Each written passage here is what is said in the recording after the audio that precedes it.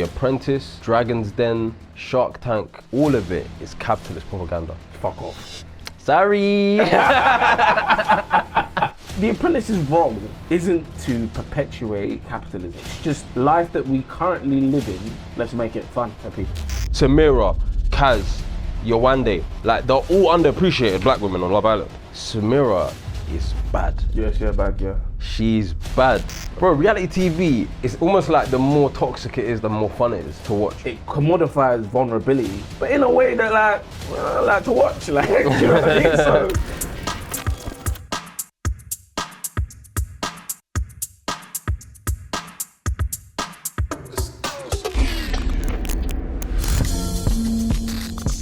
Welcome to Think Twice. My name is Benno. My name's Sam.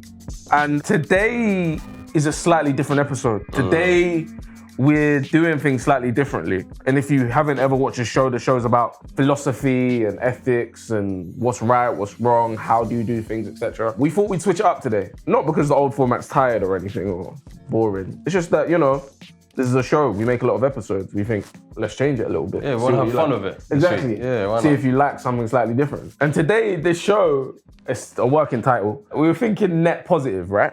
And you might ask us, what is net positive? And it's simple when you think about finances. So when you think about finances, if something costs £10 to make, I sell it for £20, I've got a £10 profit, right? But it's not that simple when you're talking about ethics, because not everything is quantifiable by an amount of money, by a simple figure, which you can do in finances. Yeah. It's not actually that difficult to understand. They get it. They get it. They understand it, yeah. They get it. I feel like I'm not explaining it well, though. No, they get it. Do they get it? Yeah. Especially when we get into the examples, the case studies we're looking at, they'll get it. Cool. Overall, is it a good or bad thing? Is the impact that the things we're going to talk about good or bad? And I think as soon as we ask the question, people at home are going to have an idea of what their answer is. You know, we don't want to confuse the audience. Yeah. Oh, and today is a lighter episode, you know. Usually, we're talking about existentialism. We're talking about life's big questions. We're talking about hedonism. We're talking about stuff that some people don't give a fuck about. Yeah. But people give a fuck about this one. People care about this stuff. And so today we're talking about reality television. So the first question, is Love Island a net positive? Love Island's a net positive. Fuck off! I knew you'd be surprised by that. Yeah. It's a net positive. I just think that, bro, reality TV is genuinely so good for people just sitting around and having conversations about life. It starts all these conversations. Like, think about when Love Island's on, Twitter's on fire. Yeah. Twitter's on fire. And there's a lot of mess in that, but there's also a lot of good in that. Like, when you sit down and watch reality TV with your partner or your friends, you talk about relationships in a positive way. Like, you talk about resolving conflict with a partner or dating, courtship, like that sort of stuff in a positive way. Do you not think? I think reality TV does that for us. Yeah. And I think Love Island is an example where it's like, there's a lot of bad with Love Island, and we'll get into the bad. I think there's so much good as well. Like, don't get me wrong. I think it's great. Obviously, I don't watch it too tough anymore. Right. But when I did watch it, like, I loved it. Like, I was doing the research yesterday, and that music started playing, and I was getting like excited again. Brother, I swear to God, I was listening and I was like, oh, this is fucking great. Yeah, man. But I think it's a net negative. Really? I have to lean to that just because we'll get into more depth, but the headline is that what is reality TV there for? It's for entertainment, right? Sure. But if people pass away as a result of entertainment, I feel it has to be a net negative. I feel it has to be. I just don't think lives are worth... Caroline Flack?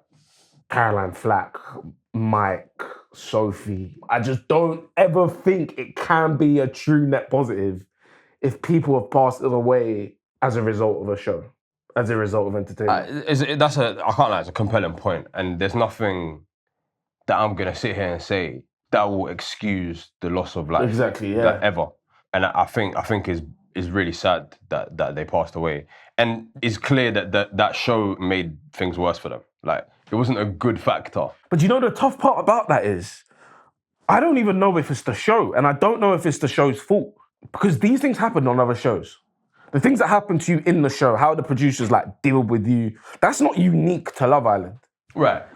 But the fame is unique. And that's not the show's fault. Do you get what I mean? So the argument that you make that it's a net positive is fair because the problems that have come from it that they then face isn't the show's fault. It's tough to say what the show did exactly to get them to that place, or like what was the public pressure after the show. Because you are like, especially for a little bit when you come out off the island, you are inundated with like attention. Yeah, exactly. And that's just like... Which then disappears. Yeah, it's tough for anyone to deal with. It's tough for people to deal with. Right. And obviously, on some level, like the people going in appreciate that fame and notoriety that you get from the show, after the show, is part of the point of going on the show. Yeah. Right. Like it was informed consent. Right. You get what I mean? It wasn't a surprise. It wasn't an accident. You knew these things might happen. It's just were they able to deal with it, which is sad. Yeah, you know when people go on a show and they have consented to being famous and like being on camera in the way that they are on Love Island. I do think the show has a responsibility to like a duty of care to them. Of course. Because like they know what they're getting into, but once they're in it, like it's like when you go to a new job, you know people tell you it's gonna be hectic, mad work hours, and you're like, I can handle it. Yeah, like, I'm getting paid bare money. But when you get into it, like the employer still has a duty of care. Same, yeah, it's not the same. Like you don't know what it's really like. I think your employer, Love Island, in this respect, they've got a duty of care. They have got a duty of care, but like, and I feel like they have failed the duty of care in the past. Like they've been criticised for that in the public. Of course, but it's so tough, bro. Like these are other humans doing this. It's not like you know what I mean. It's not like some machine that has to make sure you're perfect after this thing. Like, it's tough. Like, there's other humans with imperfections trying to do this thing, right? But 2019 had 6 million viewers. When you got 6 million viewers, like, you brought joy to a lot of people. Right. Like, a lot of people. And that's where I struggled with, like, how can it be a net negative if this many people have enjoyed this show this much? It's good conversation. It creates connection. It adds to people's summers. Like, it gives... Like, you will talk about it in many, many years to come. Right. About the joy it gave you, particularly 2021 summer. Oh, God, it was amazing. That alongside the Euros. Yeah, Euro final, Oh, brother, it was amazing. It's mad. Amazing summer. And that all together, that's why I proper struggled with calling it a net negative, but I just couldn't get away from... I guess this is a little bit different because of the contestants on it. But, like, when you think about, like, Jeremy Kyle or Jerry Springer... Yeah. They're entertainment as well. They can be quite enjoyable too. Like, but the thing is, when people's lives and contestants are being damaged so directly, I struggle to see how those things can happen and it still be a positive. Yeah. But so if you took the people that have passed away, may they rest in peace, if you took them out of the equation, how would you view Love Island? Because I feel like you see it in a positive light. Outside completely, of that. yeah. Okay. And it's weird, bro, because like I'm so conflicted because I wouldn't get to the point where I'm like, cancel Love Island. Because if you're saying something's a net negative, right? Right. You would be like, finish the show. Yeah, get rid of it. Get rid of it. And I still don't think that's the case. Or you might be like, net negative, I remove myself, I won't watch it. But other people can do what they want to do. Yeah. You could be in that I'm position. not even like... You're not even there. I'm not even there. Like, I just don't want to enjoy it like that anymore. Yeah. But like, if I did enjoy it, I would still watch it. Yeah. And it's a weird one, and I don't know where to land on it because I just value life so much, right? Yeah. But in the same breath, you can... I don't like to call it mistakes because I think it's too grave to call deaths mistakes, like, but things that they've got wrong and have led to that, and try and reduce it as much as possible because they're not in control of everything. Yeah, the duty of care that you were talking about, but try and reduce it as much as possible, and then I mean, clearly there's some level of aftercare when they come off the show that was missing. Like, I don't think if they had a really robust aftercare like program, I don't really know what they do after the show, to be fair, but if you came off and you had a robust system of like aftercare, especially in terms of mental health, those unfortunate situations could be avoided, no? I don't know. I genuinely don't know. I don't think so. I think it'd be really tough to avoid what some people have to go through after being that famous to being really important to then not being really important. The drop off. That's a massive thing. Yeah. Even just dealing with being really important can be quite tough. Like just your familial relationships, your friendships change. Like everything just changes very quickly for you. And you just might not be able to handle it, irrespective of the help you might receive. Yeah. We've seen that in various other scenarios. It's not unique to Love Island. 100%. It's like when people win the lottery, like their lives just implode. Precisely. And they go back to broke. Exactly. And they're literally worse off than they were before they literally. got So the money. it's sort of like, is that their fault? I don't know. But like, it's hard for me to sit here and be like, yeah, the show's been a positive. Do you know what I mean? Like, yeah, no, I hear it. There was a time where I was like, Love Island would be a net negative for me. It was way back. Remember Samira's season? Yeah. There was a scene where like Samira was by the pool and she'd just been rejected by like a guy, and it turned out like no one wanted her. None of the guys like voted to recouple with her, and she was crying because she felt unwanted. And I remember watching that scene thinking, what the hell is going on here? Samira is bad. Yeah, she's bad, yeah. She's bad. If you watched Samira's season, you'd think like she wasn't pretty, like she wasn't like attractive. And with the way they treated her. The way they treated her on the show. And obviously, on some level, that's reflective of how it is to be black in a white-dominated space. That's just the way it is, and it's the reality that black women have to deal with. But I didn't like the fact that was happening live-o in the flesh. The entire UK public was watching that, and it seemed to reinforce that idea instead of challenge it. It's tough though, bro. Like, because it's supposed to be reality TV, right? It's supposed to be a reflection. I know. I just kind of wanted a bit more from the TV screen that day. When I'm looking, I'm seeing Samira, Kaz, Yowande, like they're all underappreciated black women on Love Island. Yeah, I'm with you on that. Like, I don't disagree with that. And that would never happen with the white girls. No, of course not. But it's a reflection of UK society. Like, you're right. Of British society even, sorry. British and Irish society. It's not so much the show's responsibility. Right, but in the seasons after that, they kind of corrected it. They just had more black people, because at that time, Samira was basically... Do you know what I mean? Samira was like a token. She was just there like... I don't think there might have been a black guy there. I'm not 100% sure. There probably was. I think there probably was. Yeah. But no one was checking for her. But the moment you put like 2 or 3 black women together, it's like, oh, at least they've got like a bubble of protection now. It's not just the one token. They can reaffirm themselves in the bubble, even if the wider group don't do that. Yeah. Do you get what I'm trying to say? In the recent seasons where like Ella and Whitney, like their friendship, like they can stick together, Mimi and the other girl. It might be getting too new for me still. Yeah, so I didn't even watch that last one you just said. Oh, is it? Yeah. Ella and Ty and Whitney and Locken. I didn't watch that one. Swear. Yeah, I didn't watch that one. Nah, that produced some iconic moments. So yeah, there's like more black women there. So it's like they kind of corrected that. And I genuinely feel like the fans of the show were like, where are the black people?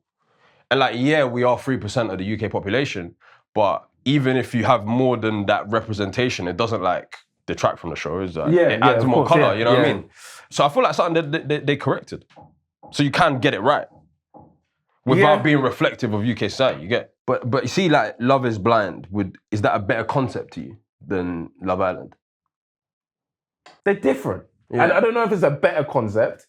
It's a nicer, safer, more ethical concept. Yes. Yes, I agree with that, 100%. Yeah. I think all of those things are true. But do I think it's more fun? Nah, bro. Like, Love Island in the beginning was kicking. Like, it's weird though, because it's almost like the more toxic it is, the more fun it is to watch. I believe that's what television is though. Like, television. Ain't that weird? I don't think that is weird, man. Like, society and connections and relationships with people are authentic to a point, but there are certain things that you probably don't reveal to people. And in reality TV, what we get to see is the revelations of those things. And it commodifies vulnerability, but in a way that I like to watch. Like, do you know what I mean? So I think that's where that's where it's great, and I think that's why reality TV is so enjoyable. Yeah, no, it just slaps, bro. Love is Blind, Ultimatum, First Dates. Yeah, you're going all of that. Give me that. Give me that. It's so weird because I've taken I used to bang them but I've actually reduced taking a bit of a the break. amount of Anyway, so be it. We'll move on to the next one. It's good fun.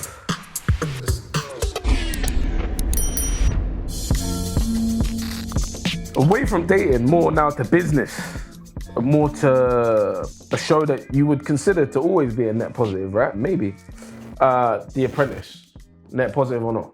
Net negative. Fuck off. Net negative, The Apprentice UK. Sorry. No. Listen, way. I've fucked with The Apprentice heavy for many, many years. I'd watch The Apprentice UK, The Apprentice, the juniors, when the juniors went on. That was hilarious.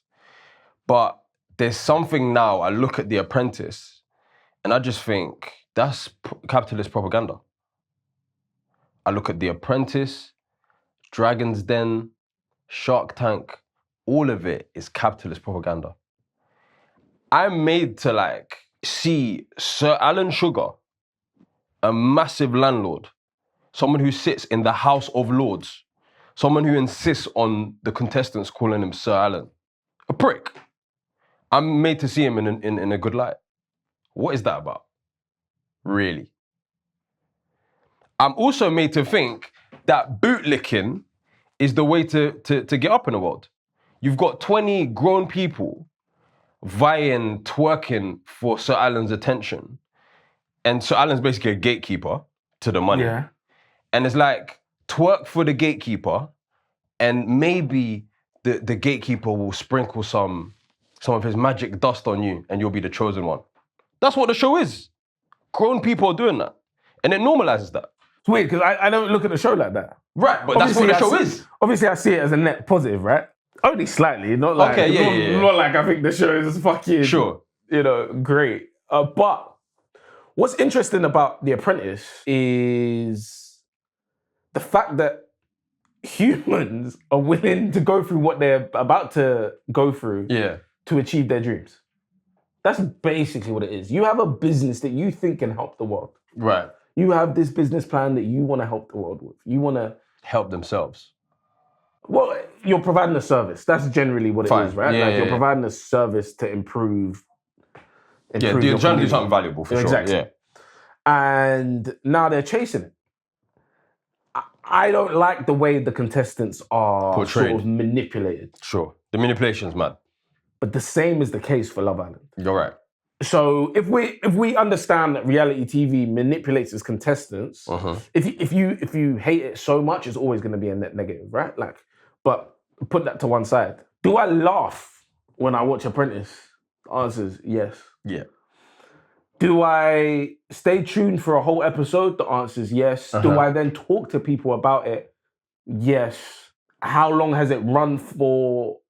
15 years? More than that. It's run since 2005. So it's run for 20 years. Yeah. This will be the 20th one that's coming out. A lot of people love it. A lot of people watch it. Yeah, I feel like it has to be a net positive for that reason.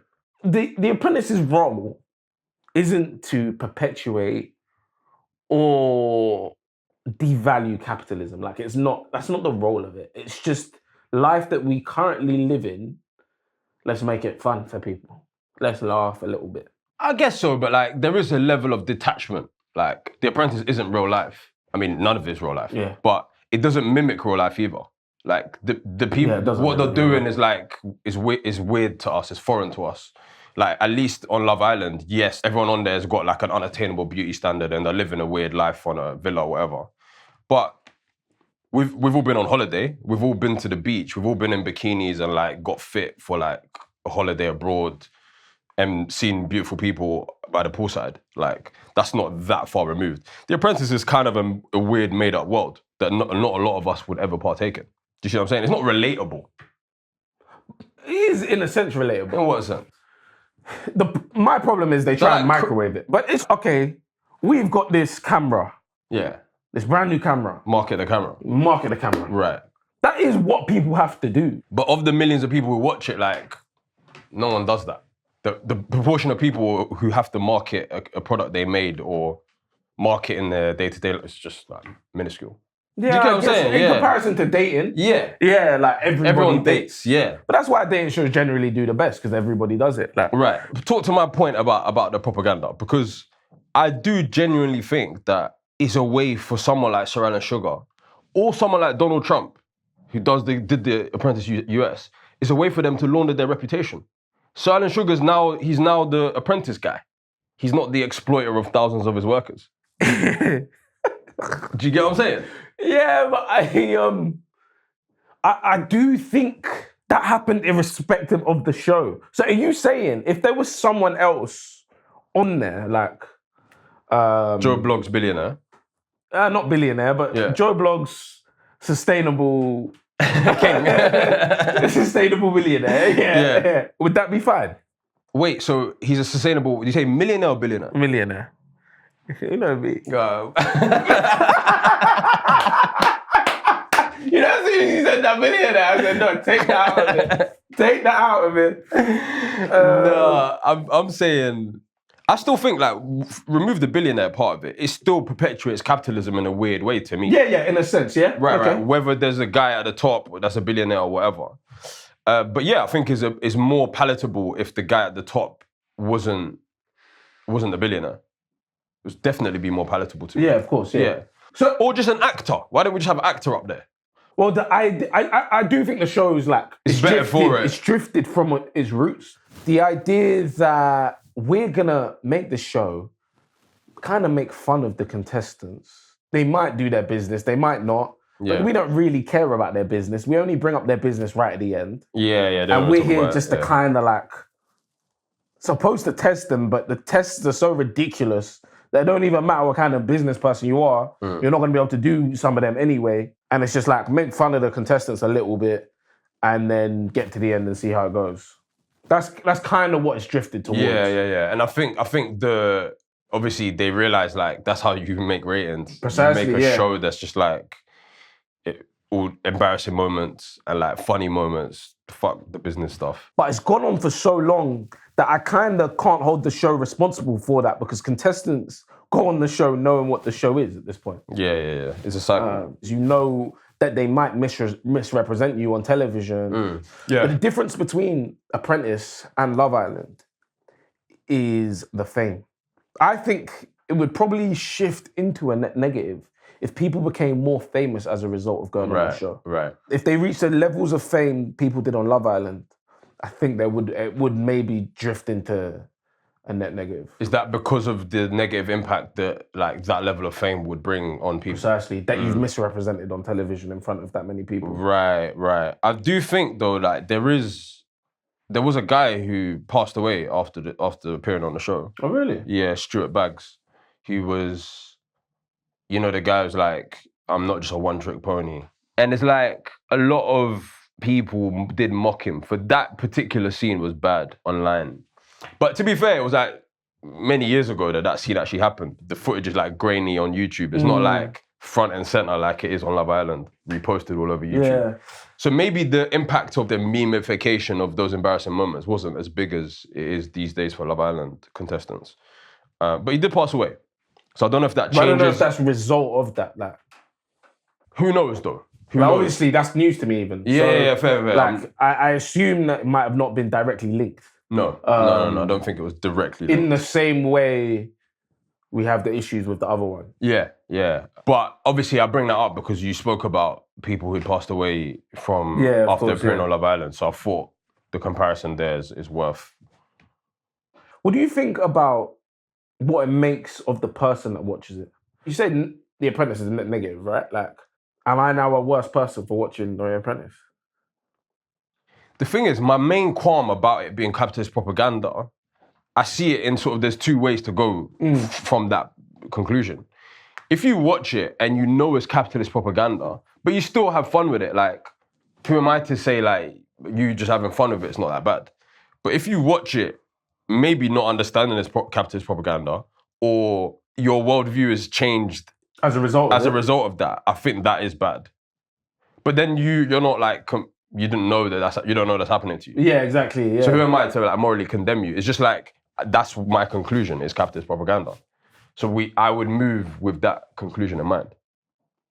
Do you see my point about capitalist propaganda?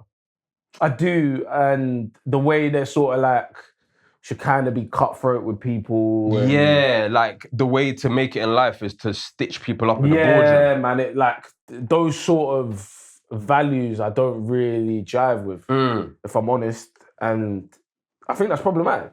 But I just think watching any show, this is a very sweeping statement, so I'll be careful.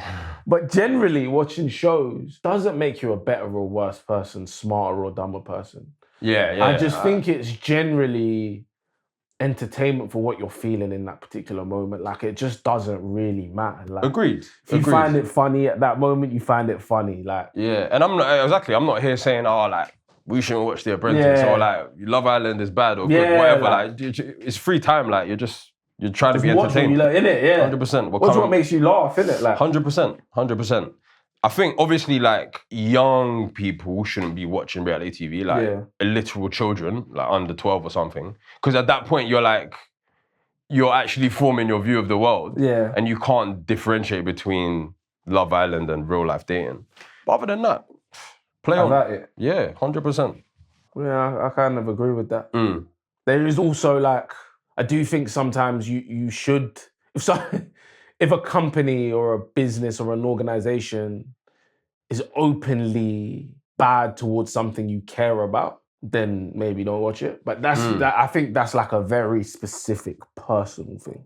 Yeah, and I think that's why, like, I was talking about the treatment of black women earlier in Love Island's history. That's what made me say bad. I would have said, if you asked me then, I would have said bad. But it feels like the books have been balanced a bit, and I'm calm with it. Yeah, we're happy with it. All right, thank you for joining us today. Please let us know if you like Net Positive or not. I enjoyed it. Yeah, today was fun. Yeah, today was fun. It fucking flew by, bro. Isn't it?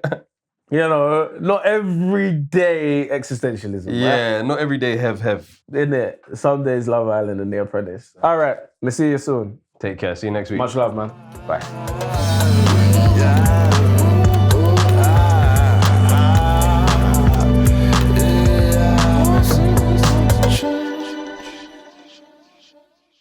So I was gonna ask you about, do you see Apprentice in the same vein as like Dragon's Den and Shark Tank? I guess so, but like... How do you feel about those two? Do you watch Dragon's Den at any point? I used to, obviously, when I was a youth, but it's just so manufactured, I think, like Dragon's Den, like boring. It's boring. That's basically it. Like, it's a little bit boring. Like, so that's probably why I don't watch it like that. Yeah, fair enough. I think with all these shows, the bit that hits Love Island, First Dates, Love is Blind, Ultimatum, all of that is about the human stories. Yeah. And I think Dragon's Den probably hasn't they don't go into the story too tough. No, they don't. They just make it about the interactions with the dragons, and the dragons aren't that interesting. No, exactly. We know them as well. It's not new. But again, I feel like that's just propaganda. It's like you got this poor person standing in front of the dragons, twerking like, please give me cash, please give me cash. But this happens though. I know it happens, but it shouldn't happen. And I don't think they're twerking on Dragon's Den. On The Apprentice, I think they can. On Dragon's Den, I don't think so much. They're saying, look, guys, you want in. You want in. The bad boys do that. That's basically what it is. It's like, the bad boys, the bad girls, like, I've got this thing here. Right. Do you want in?